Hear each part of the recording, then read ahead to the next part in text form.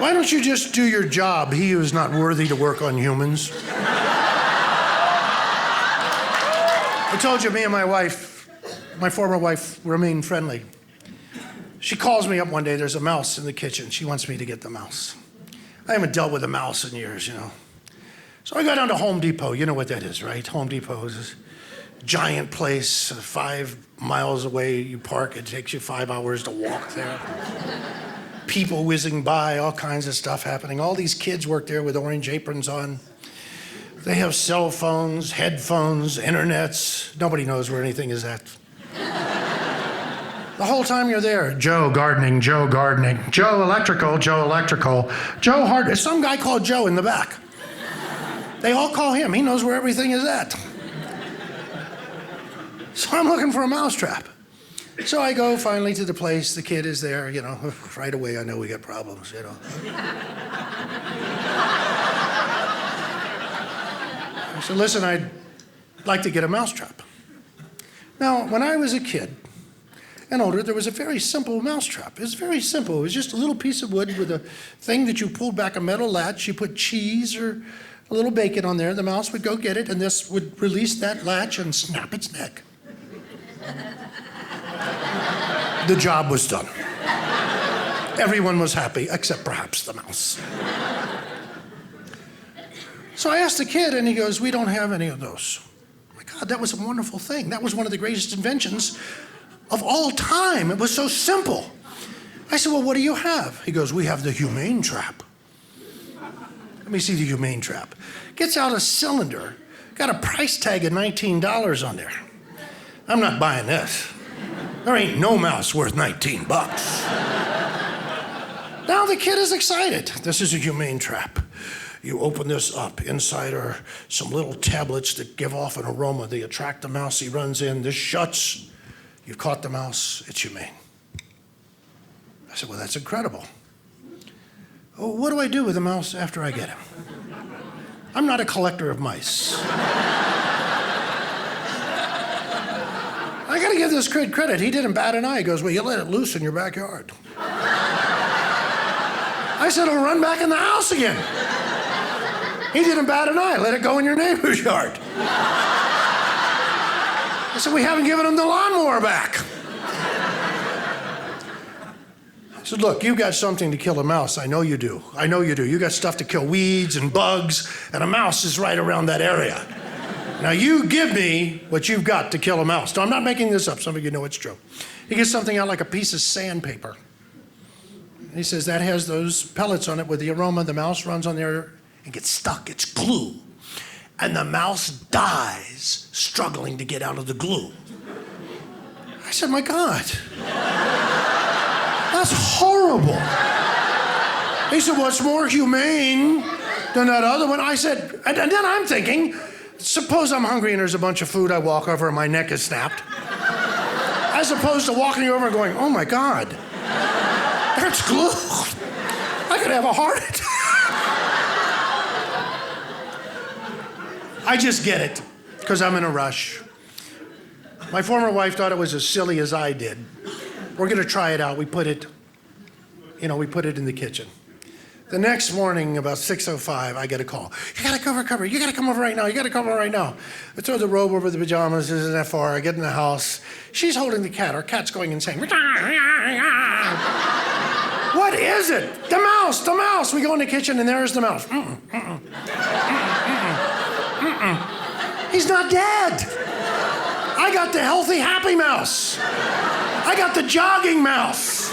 The non-smoking mouse. That's who I got. My wife said, you gotta do something. The cat's gone. I said, take the cat and put it in your bedroom and lock the door right now. Because if that cat gets loose on that glue and that mouse, that's gonna be a mess. And you know who's gonna have to take it to the vet. And the vet doesn't like me either. Our vet doesn't like me. Because our dog broke his leg. Now, any of you people with pets knows how difficult it is when your dog breaks his leg. I mean, it was awful. And I get him to the vets. We put him up on that steel table there, and the vet goes, you people ought to watch your dogs more carefully. I said, yeah, I'll just quit my job and follow the dog around all day.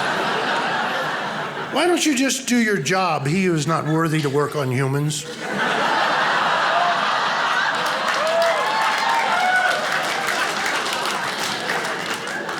Now I'm looking at the mouse thinking, well, I can't shoot him and blow a hole through the floor. I can't step on him and get it on my shoe. I can't frisbee it in the neighbor's yard. What's this? Where's my lawnmower? So I'm looking at the mouse trying to think what to do. And what I thought I could do is put him in a big trash bag, drive over to a park, and put him in a dumpster. Then, knowing my luck, I'd stop at the park looking halfway normal in LA, start walking to the dumpster. Freeze, please! What's in the bag?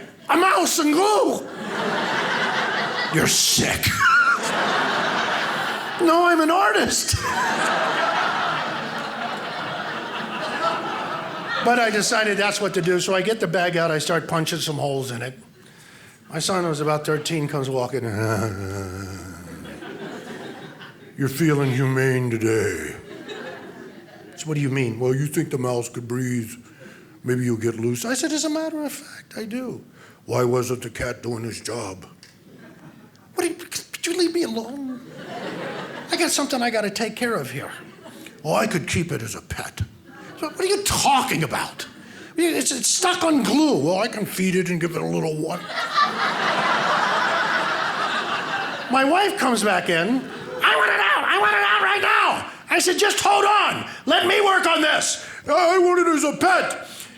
And the mouse died. The mouse heard the three of us and just collapsed right there. And I told him, look what you've done. Look what you've done to this poor creature. But it's just an example of how difficult life is becoming today. Why do we get rid of the things that work, the simple things, you know? I don't understand it. It's just a very politically correct world now. My name is Jeff Wayne. I'm originally from Newport, Kentucky. Moved to Los Angeles to become a big star, and here I am in Provo, Utah. And I'll take it! Had to fly, of course, you know. Get an inexpensive flight from LA to Salt Lake City. Of course, you get an inexpensive flight, you got to do a connection. I got a good price, but I had to go through Munich.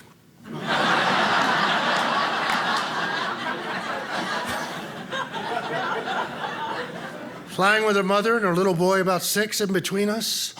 Kid is up and down, in and out, up and down, in and out, running up and down the aisles.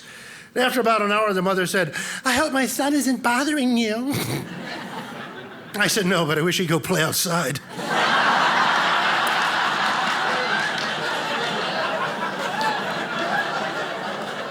Came in a day early to take a look. I've never been here before. What a beautiful, beautiful little community you have here.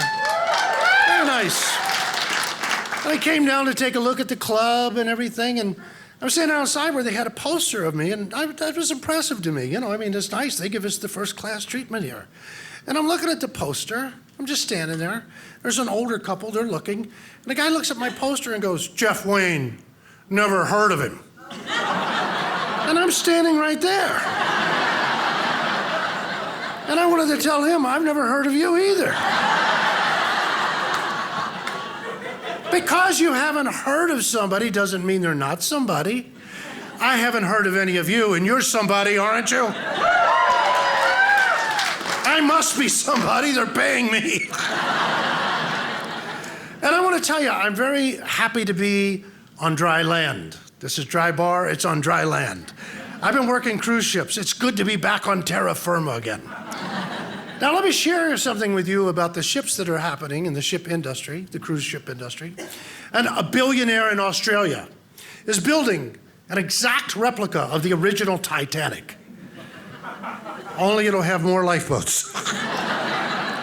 It's going to sail on the original month and date, go take the original route, stop at the place of tragedy, have a ceremony, and proceed to New York. Now, I'd like to ask you, by applause, how many of you would sail on the new Titanic? By applause, how many of you would not sail on the new Titanic? These are my people. Because I'm superstitious. Not only that, consider you sail on the new Titanic and it sinks. Wouldn't you feel stupid? I shouldn't have done this. And the guy's trying to get Kate Winslet and Leo on the maiden voyage. So they're going to be playing the music. And imagine if you were drinking, walking around, you see them, you hear the music. Am I dreaming? Is it real life? Is it a movie? Who knows? But I thought I would share that with you because it is wonderful to be back on dry land again. And by the way, I want to tell you, I'm proud of being from Kentucky. I know a lot of people sometimes, I'm from Newport, Kentucky. I'll describe it for you. 1974, there was one tornado, 6 blocks of devastation, $25 worth of damage.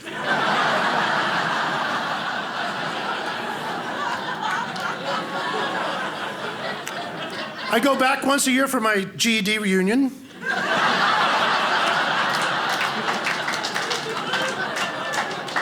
I am white trash. For the politically correct, that's Caucasian debris.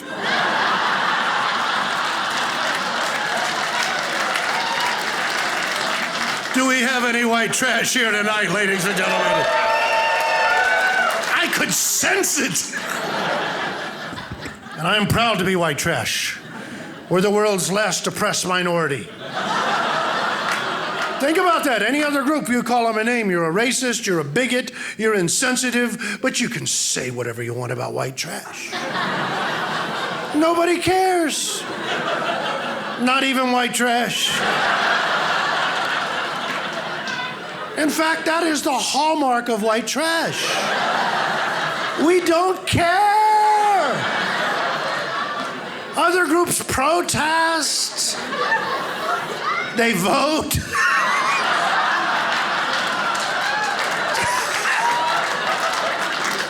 White trash doesn't do any of that.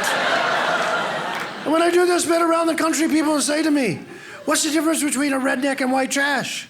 Well, rednecks are a peg up. White trash is here to make everybody else feel better.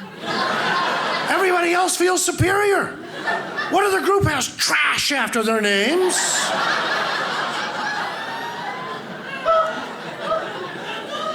Do white trash lives matter?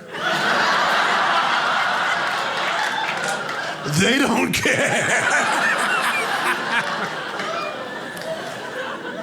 But you won't ever see that on the news or the media. None of those people care. They're not interested, And that's because we don't. And that's okay. I think it's a good place to be. You go crazy worrying about all this stuff, man. I was born in Kentucky. My dream was to be a comedian. I was a freak. When I was a kid, my friends wanted to be rock and roll stars, actors, or politicians. Can you imagine that? I wanted to be a comedian.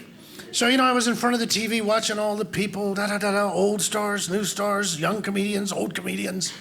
I know I wasn't going to do anything in Newport. So as soon as I was old enough, I moved to Los Angeles to go to the Comedy Store, and that's where I learned my craft of being a comedian, and now I'm a comedian. Yes? And let me tell you something, it hasn't been easy. Because I'm not black, Italian, or Jewish. My mom and dad love me. I had a happy childhood. We weren't rich or poor. I did okay in school. I didn't drink or do drugs. I went to church. I had nothing to talk about.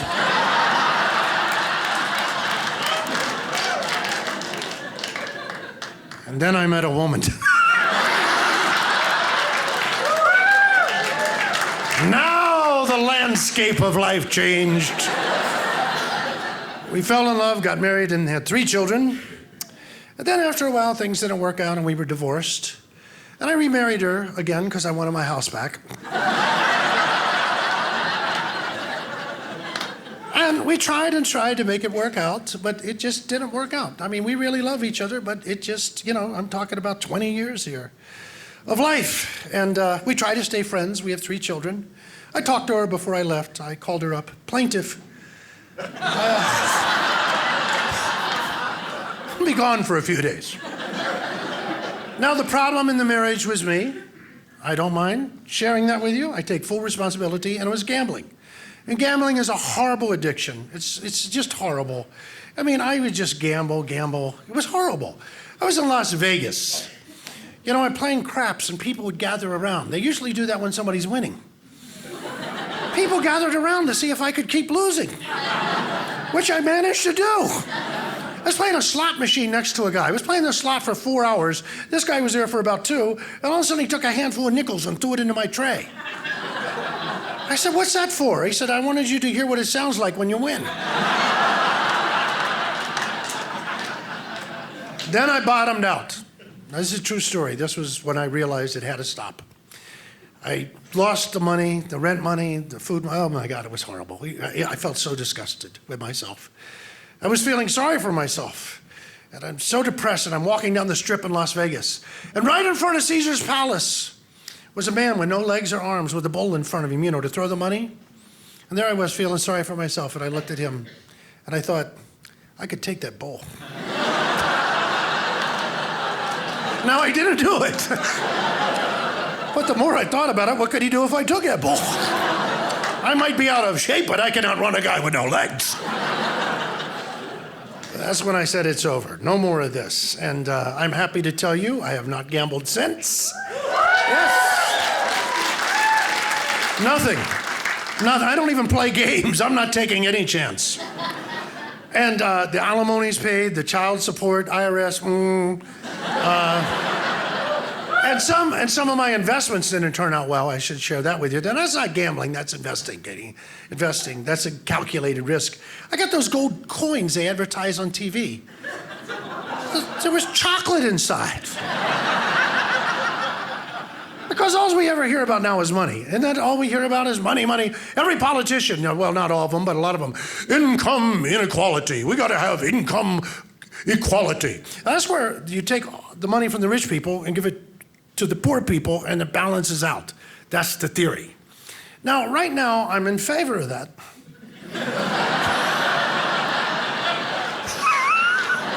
Well, you got the idea. But, you know, I've been working in show business a long time. You never know what could happen. I could have a hit TV series tomorrow, and then I'm rich, and then they take my money away. And I hear these politicians, redistribute the wealth, redistribute the wealth. I'm from Kentucky, we need teeth. Redistribute the teeth, that's what we need.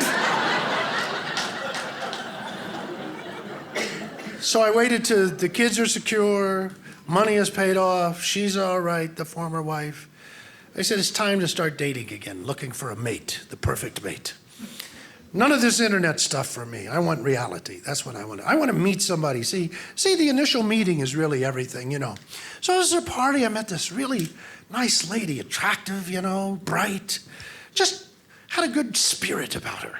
And after a couple more times we met, and then I said, okay, this is something I think could happen.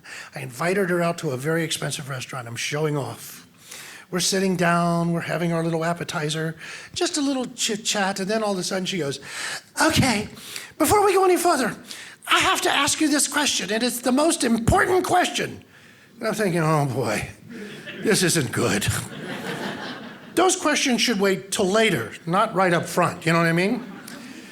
And I said, well, I'm an honest guy, I'll tell you whatever you need to know. And she looked at me and she said, okay, tell me this.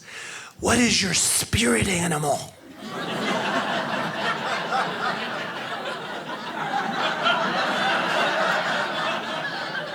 Now, us guys may not be smart about relationships, but we know crazy when we see it.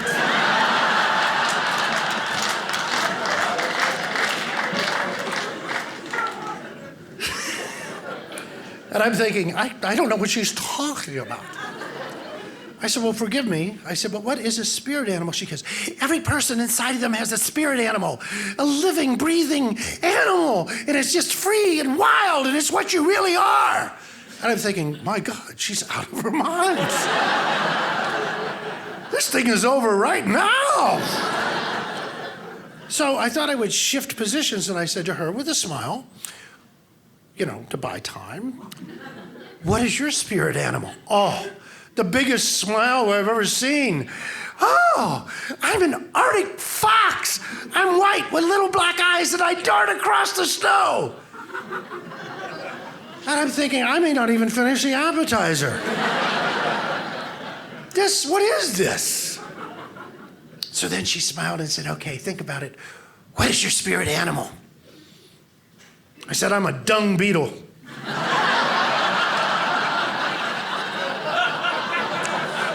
She said, that's not even an animal. That's an insect. I said, I have low self-esteem. She didn't laugh. I tried a pun. I said, well, I guess we're done with that. Nothing. No sense of humor. And you know, a sense of humor, if you have a sense of humor, male or female, you're halfway there. That's just a wonderful thing that a human can have, yes. You got a sense of humor, and if you don't, we're in big trouble. Arctic foxes were not known for their sense of humor, or are known. So that was out. Now, I meet another lady, beautiful redhead lady, you know, and I'm talking about ladies that are middle-aged ladies. I got buddies, they all want to go out with younger women, you know, and I want somebody around my age. I don't want to footnote every conversation. I want...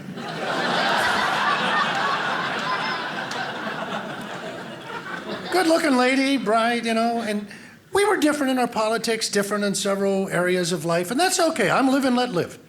You know, as long as you're decent and you're not trying to kill me, okay, fine. And she told me I'm a vegetarian. And I told her, I don't care if you're a vegetarian or a vegan or a Vulcan. It doesn't matter to me.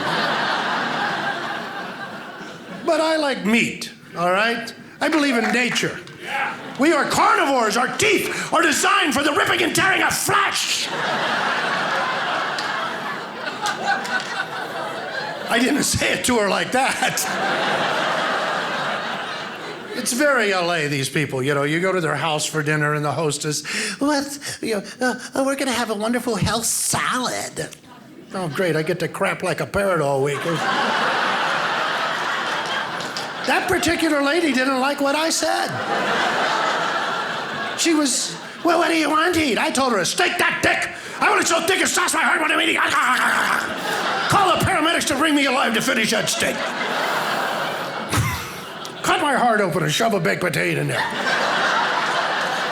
Maybe a carrot, too. You need your vegetables, you know. So I just told her, you know, you eat what you eat, I'll eat what I want to eat. You know, if you want to eat bark and berries, that's your business. So we go out a couple of times, no push, no shove, nothing. But the third time we went out, she started that subtle push, you know. So I ordered lamb chops. She says, now, before you eat those, visualize them as a little baby lamb. And I gobbled them right up. She said, how could you do that? I said, I visualize myself as a hungry lion. And I realized that's my spirit animal! I'm a roaring lion!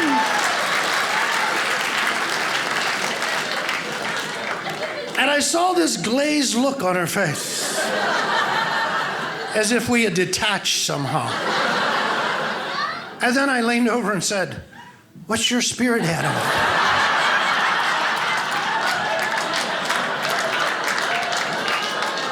And she said, you're crazy. That one was over. Now, I did meet a lady who was a little younger than me, but very bright, very attractive. But she was into sports, golfing, tennis, going out, working out. I mean, she was really in shape. And you know, because I know somebody that isn't. I live in LA, man. I'm with these actor guys, you know. They're, hey, look at my six-pack. Well, look at this keg. That's what I tell them. So, I went to a different restaurant. You know, because you don't go back to the same places where these things have happened. And I thought this might work out. A little younger than me, but it might work out. We're sitting there, and I'm waiting to the right place in the conversation. I said, I don't want to let her know I'm hip. I don't know what's going on. So let me ask you something that's very mysterious.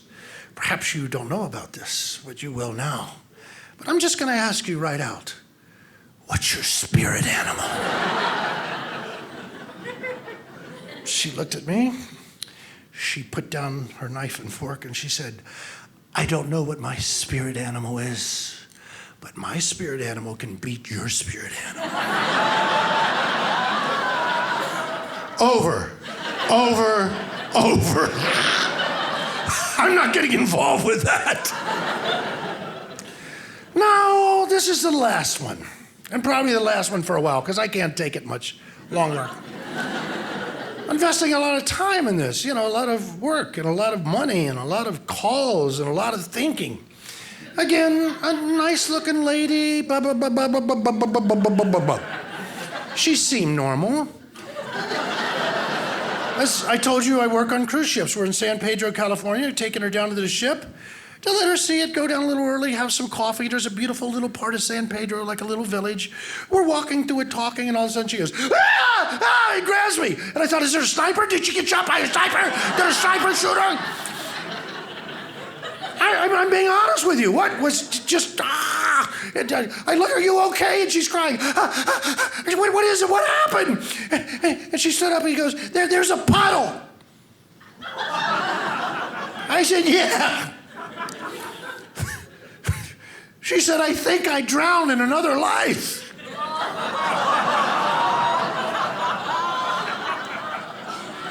I said, well, learn how to swim in this one. What was she in another life? A flounder? Flipping and flopping in a... What is this? People with past lives? Spirit animals? What's wrong with reality? Animals don't walk around thinking, what kind of person am I?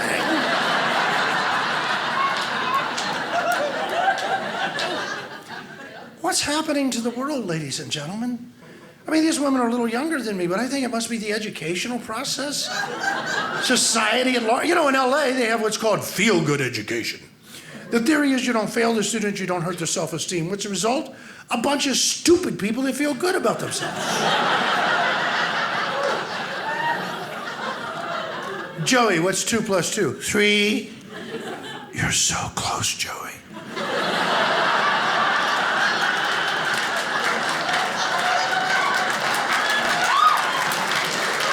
Someday Joey's going to be an airline pilot.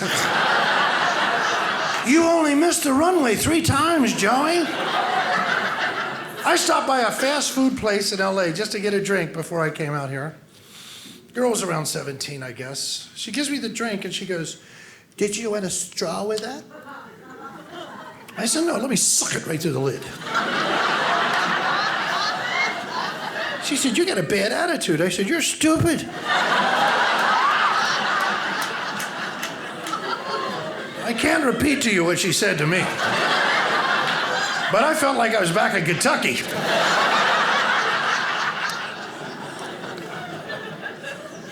And I'll tell you what I'm starting to think. I was pleasantly surprised. I was in Jamaica recently. I don't know if you've ever been to Jamaica. Actually, I've been there many times. It has 3 main ports. Each one looks like it was bombed in World War II. Every time I'm there, I go, did the Germans make it this far? What happened? The passengers all go to the beautiful resorts, and it is a beautiful island. But for those of us that work on the ship, if we go into town, unlike other places in the world where people try to sell you things, people in Jamaica swarm on you. They're on top of you. Amen, amen, amen, amen, amen.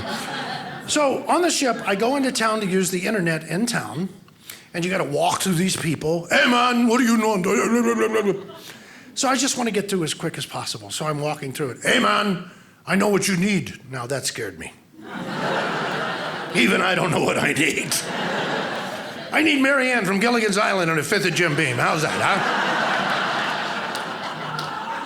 Hey, man, you need a hammock? Yes, sir, that's exactly what I need. I flew from LA to Miami and got a cruise ship to Jamaica to buy a hammock. Hey man, you want some ganja? Now, you guys know what that is, right? And they offer it to you right there. Now let me tell you something, ladies and gentlemen. I never smoked pot. I work with comics and they'll say, well, everybody did it. You ever notice when you talk to somebody and tell them you didn't do it? Well, everybody did it. No, everybody didn't do it. I did have friends that did. I had no interest in it. I'm not interested in it. If you want to, God bless you. Do what you want to do. But I don't. But I can tell you this, if I start, it's not going to be in Jamaica. I'm not waking up 2 weeks later naked with the purest left nipple, my hair braided singing Bob Marley songs. So I get through all this. I'm almost back to the ship when an older black gentleman with a snow white beard and a colorful hat stopped me and said, "Hey man, you want to buy a stick?" I said, well, I might be from Kentucky, but why do you want to sell me a stick? It's a magic stick. I said, well, it's magic. Why do you want to sell it?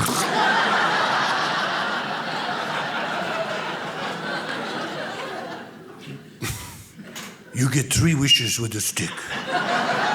I've used my wishes. And I'm thinking, what did you wish? You give me one wish and I'm set for life, baby. Let me tell you that. But I bought the stick. And I'm going to tell you why I bought that stick. I appreciated that man's ingenuity. He wasn't begging for money. He wasn't robbing. He wasn't stealing. He said, I will sell something to these Americans because they buy anything. He saw a stick. I'll sell him that stick. Couldn't we use a little more of that in the world, ladies and gentlemen? People thinking how they can do something because I worry about the world. You know, I see, not all of them, but some of my friends' kids, the overpraise of children all the time. I mean, I live in LA and these kids, you know, you go to dinner. When I was a kid, you were seen and not heard. Therefore, you learn something, discipline, how to behave, and maybe you learn something from adult conversation. Now you go to these people's houses and all of a sudden they'll go, stop, let's hear what Oliver has to say. You know, Oliver's 8. I don't care what Oliver has to say. Okay, so he killed a worm today. Big deal. You know, and the parents are going, he's a genius. And you look at him,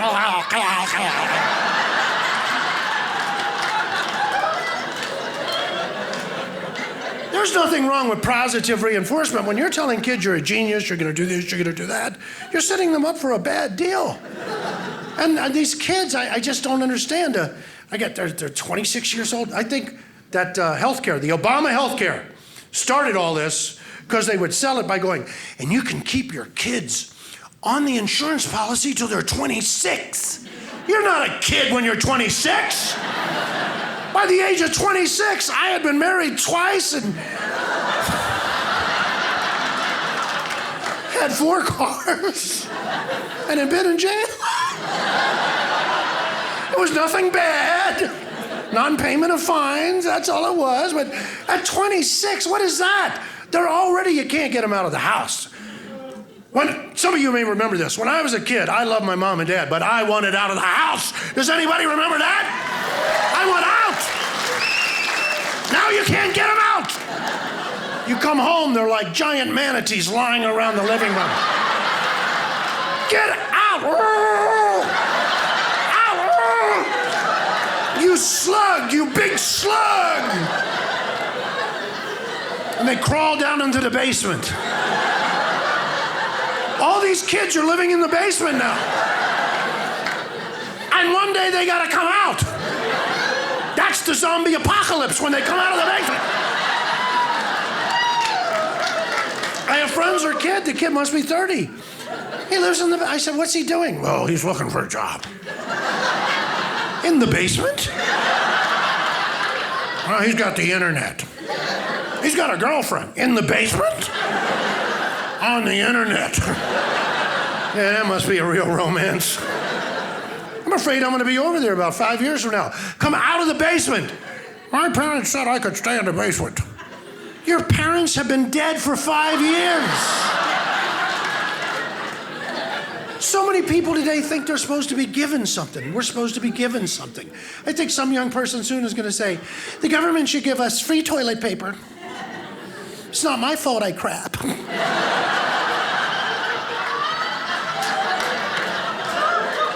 Because we are becoming a politically correct society. Changing our history, changing our language. They don't use the word problems anymore. Now it's an issue. You're not going to a doctor, you're going to a caregiver. You're not going to a hospital, you're going to a wellness center. Everything sounds better, but it's still the same thing. It's just to confuse us. I did a show at UCLA, I told a joke. I said, my grandma's going deaf, we can't afford a hearing aid, so we stopped talking to her.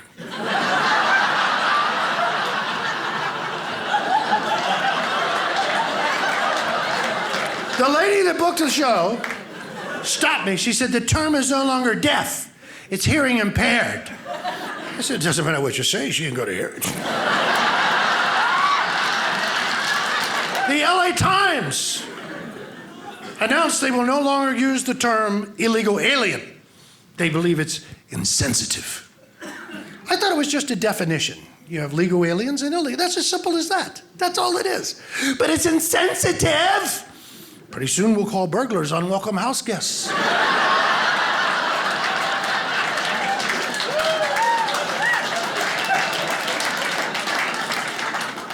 And now, ladies and gentlemen, I want to bring the show to closure. I want to thank you for empowering me to make you laugh. I hope you appreciated the diversity of the material. If you didn't laugh, you're in denial. And remember, you're entitled. You're entitled to laugh. You're entitled to have a good time. It's your right to have a good time. And if you were offended, that's just too bad. Because everybody's offended by something today. It doesn't matter. In my act, I could have somebody that was on the plane with a kid, and their kid ran around, oh, you're offended by that. Or somebody from Kentucky, I'm not white trash. Of course you're not. Go eat your pork rinds. I believe in spirit animals. Of course you do. You must be an endangered species. I think we should get free toilet paper. My parents' basement is a nice place. You know, it's a culture of complaint. You know, you're not going to like everything in the world. You got to learn to accept it. And I'll tell you what, wherever you're from, be proud of that. Whoever you are, be proud of that. You know, I'm from Kentucky. People always made fun of Kentucky. And I used to say there's good stuff about Kentucky. No matter where you're from. Man, you're from a great state here.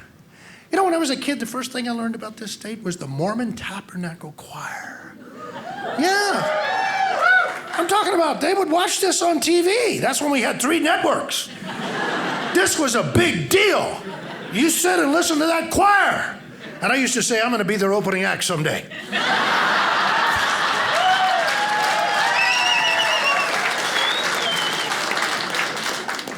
And the beauty of this state that you have, and the Salt Lake, and the history. And so I started thinking, when people attack Kentucky, we have a lot to be proud of in Kentucky, by gosh. Abraham Lincoln was from Kentucky. That's right. Man o' War, the greatest racehorse, was from Kentucky. Muhammad Ali was from Kentucky. George Clooney is from Kentucky. And we have Kentucky Fried Chicken.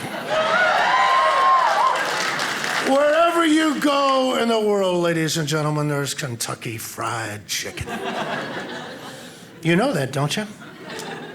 And then I'll tell you something. I go all over the world, and wherever I go, there's Kentucky Fried Chicken. Everywhere. Guam, Hong Kong, South America. I travel. With this act, you have to. So I was in Denmark. I'm eating my Kentucky Fried Chicken. And somebody told this lady I was from Kentucky, and she walked over, a Danish woman, and she goes, is that all you people eating Kentucky is fried chicken? I said, yes. Because I didn't want to talk to her. I wanted to eat the chicken. She said, don't you know the grease will clog up your veins? I said, that's what we make bourbon for. It cuts right through it. You've been a wonderful audience. Thank you so much. God bless you. Thank you.